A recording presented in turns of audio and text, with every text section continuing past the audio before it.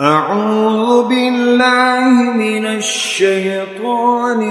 الرجيم. بسم الله الرحمن الرحيم. إذا السماء انشقت وأذنت لربها وحقت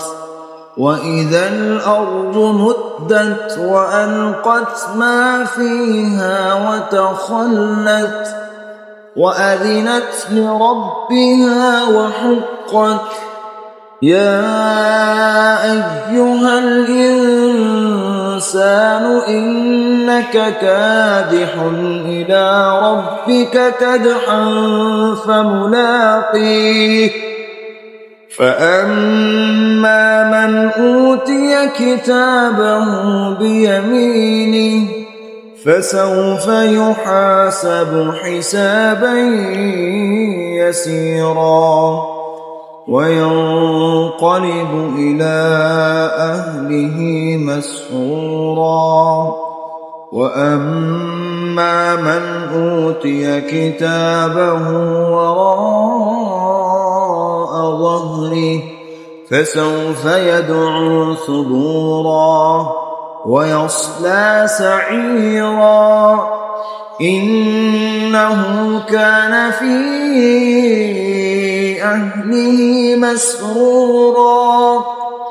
إنه ظن أن لن يحور بلى إن ربه كان به بصيرا فلا أقسم بالشفق والليل وما وسق والقمر إذا اتسق لتركبن طبقا عن طبق فما لهم لا يؤمنون وإذا قرئ عليهم القرآن لا يسجدون بل الذين كفروا يكذبون والله أعلم بما يوعون فبشرهم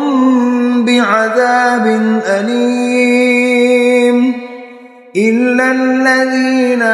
آمنوا وعملوا الصالحات لهم أجر غير ممنون.